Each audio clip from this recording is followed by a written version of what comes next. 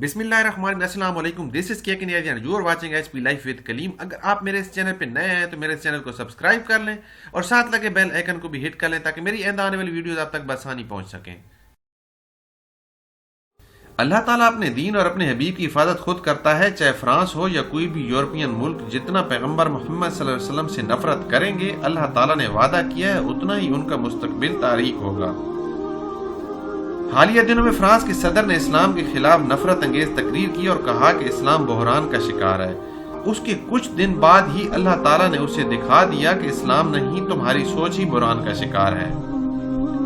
Sophie नामी एक फ्रांसीसी खातून जो कि एक इमदादी कारकुन है, जिसे यरगमाल करने के बाद रिहा किया गया था, दिसंबर 2016 में माली के कुछ जिहादियों ने उसे यरगमाल बनाया था, जहां वो इमदादी कामों में मसरूफ थी।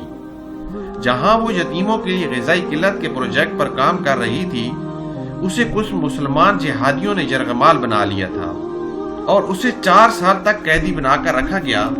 और हाल ही में वो आखिरी फ्रांसीसी यरगमाल थी जिसे रिहा किया गया। लिहाजा जब 2 हफ्ते पहले उसे रिहा किया गया और जब वो जहाज के जरिए वापस आई तो फ्रांसीसी सदर खुद उसे उसके इस्तकबाल के लिए एयरपोर्ट लेने गए। जब वो हवाई जहाज की सीढ़ियों से नीचे उतरी तो उसने फ्रांसीसी सदर को सलाम किया और जब वो नीचे आई तो आप देख सकते हैं उसने स्कार्फ पहना हुआ है। जब उसे सूफी कहकर पुकारा गया तो उसने बोला, मैं सूफी नहीं हूँ, मेरा नाम मरियम है, अल्हम्दुलिल्लाह मैंने इस्लाम कबूल कर लिया है। जब उससे यरगमालियों के बारे में पूछा गया तो उसने उन्हें अच्छे अल्फाज में याद किया।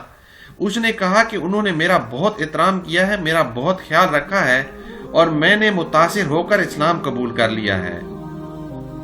वो जो कुछ कर रहे हैं वो अपनी आज़ादी के लिए कर रहे हैं। जब उसने बोला कि उसने इस्लाम कबूल कर लिया है तो ये बात फ्रांस के सदर के लिए एक सदमे से कम नहीं थी, क्योंकि वो उसे लेने आया था और उसे पता चलता है कि उसने इस्लाम कबूल कर लिया है।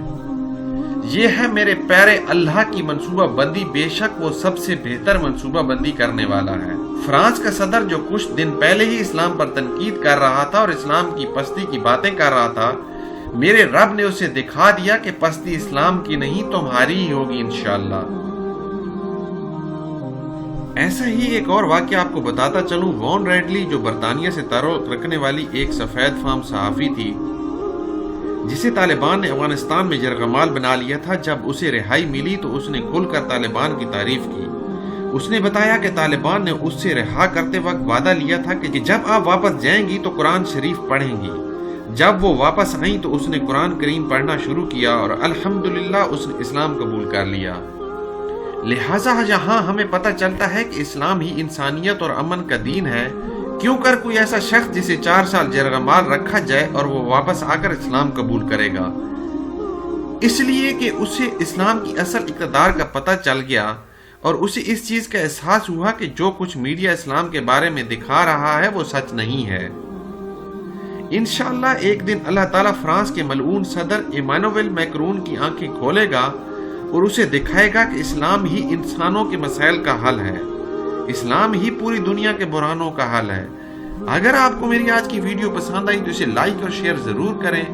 नेक्स्ट वीडियो तक के लिए आपसे इजाजत चाहूंगा। अल्लाह हाफिज।